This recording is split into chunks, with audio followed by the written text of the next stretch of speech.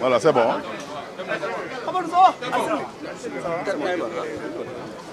Alors, Monsieur le ministre, bonjour.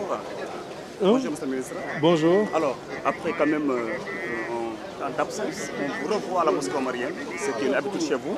Alors, d'abord, comment avez-vous apprécié cette prière de l'Aïd el-Fitr aujourd'hui? Je rends grâce à Dieu d'être encore présent ici.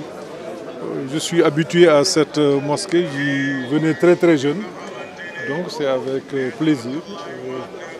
Je rends grâce à Dieu d'être là aujourd'hui et souhaite que le bon Dieu accepte nos prières et qu'il répande sa grâce sur nous tous, tout le pays et tout le monde. Alors, l'occasion faisant toujours le larron, aujourd'hui, comment appréciez-vous la situation du pays de manière générale? Alors, je ne souhaiterais pas m'appesantir aujourd'hui sur les questions politiques. Nous sommes venus ici à la mosquée pour rendre grâce à Dieu, prier. Je souhaite que le Sénégal soit un pays uni, que l'on soit un pays de paix, que l'on soit un pays de prospérité partagée. Maintenant, je reviendrai très prochainement pour m'appesantir sur les questions de tous les jours, questions vraiment sur lesquelles nous donnerons notre point de vue, notre appréciation. Maintenant, le reste, on prie. Monsieur le ministre a disparu un peu des radars. Non, je n'ai pas disparu des radars. Non. On n'a pas vu ces temps-ci avec l'actualité. Oui, mais non, vous savez. Qu'est-ce que vous préparez? Non, je ne prépare rien. Je travaille, c'est tout. Il n'y a pas de problème. Je pense qu'il y a un temps pour tout. La préoccupation, le problème que nous avons au Sénégal, c'est qu'on passe tout notre temps, de mon point de vue, à être en campagne électorale. Or, il y a un moment pour peut-être échanger, pour parler de programmes politiques. Il y a aussi un moment pour travailler. Je pense que c'est le moment du travail. Voilà, laissons le gouvernement travailler. Vous êtes dans votre coin ou en train de travailler? C'est pas que je suis dans mon coin. Je mène une activité normale. Sauf que peut-être je ne suis pas dans les médias, comme peut-être vous l'auriez souhaité. C'est uniquement ça. Il n'y a pas de problème. S'il vous plaît, sur la base du discours du Khalif qui a beaucoup insisté et qui a déploré aujourd'hui certaines insultes qui sont devenues récurrentes au Sénégal, il a demandé quand même, pas seulement à la jeunesse, mais à tout le monde de savoir raison garder, de se contrôler et d'œuvrer pour la paix. Ce discours vous a intrigué, sans doute? Oui, parce que nous sommes avant tout des êtres humains. On se doit respect. On se doit considération. Je pense qu'il y a des dérives que nous constatons, notamment sur la place publique.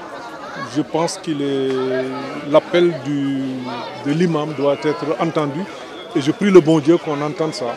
Je pense qu'il ne sert à rien. On peut échanger, on peut avoir des points de vue divergents, mais ne pas être là à s'insulter, à s'étriper. Parce qu'après les injures, on va à la violence physique. Il ne faut pas le souhaiter. Alors, tey ñoo ngi julli fi gannaaw bañ toogee biir gisuñu la nga ne bëggoo waxtaanagum ci li xew ci réew mi lu ko waral. mais loolu du dara damay sant yàlla di julli ci yonent bi di ziyaare ñëpp parce que moom moo tax ñu taxaw fi tey di ñaan yàlla mu def ci jàmm nangul ñu sunu koor def ko ci réew mi ndax jàmm jiitu lépp ginnaaw jàmm yàlla defal ñu juboo ci réew mi ñu ànd doon benn ndax kenn mënut a tabax lu day ni réew. te ñëpp ànd ñu juboo doon benn dëgg la nag bu ñu nekkee ci réew kii mën naa gisee nii kii mën naa gisee neneen mais li am solo mooy lu mënti am ñu mën ko di ko waxtaanee ba ña nga xam ne ñoo war a trouver solution ñu trouver solution ñëpp mën cee ànd bu ci ñëpp àndul it ñu mën leen a bàyyi ñu def loolu.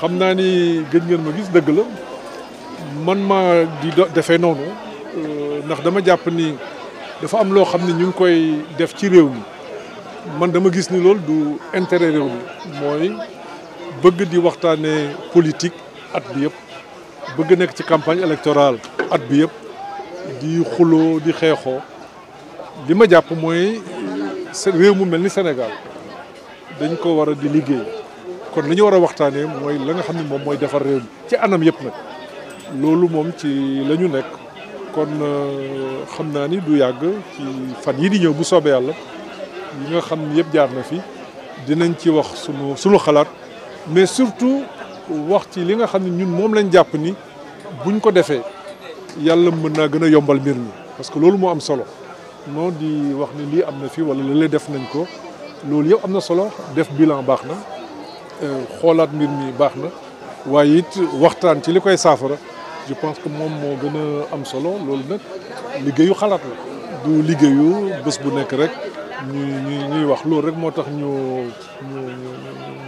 ñu noppi. vous avez bonne mine comparé au mois gis précédent. nañ wax ci politique mais da ngay Sénégal foo war ñu ne dëkk bi métti na Korité ren métti na est-ce que gis-gis boobu am nga ko ak ñi. waaw mais xam nga d'abord il faut ñu jàpp leen adduna bi yëpp dafa metti dëgg la Sénégal nit ñaa ngi jàmbat loolu yëpp lu ñu war a jàngataat la incha allah ci fan yi di ñëw dinañu mën a wax la nga xam ne jàpp nañ ni ay jafe-jafe la lu ci nekk xëy na non ni nga xam ne buñ ko defee xëy na mën naa yomb ndax jafe-jafe moom mën nañ wax ni du jeex nit ki moom tant que mi ngi dund toujours dina nekk ci ay loo xam ni dina ko bëgg dina ko mën a saafara waaye li am solo mooy ñu mën a waxtaan ci suñu biir jéem a trouver ay solution ci jafe-jafe yi. Vous avez bonne mine comparé au mois précédent. Vous avez mais très bonne mine. maa ngi La personne n'est plus là peut-être. mais damay noppalu. Ah, c'est ça, ça se voit. maa ngi noppalu jërëjëf. jërëjëf.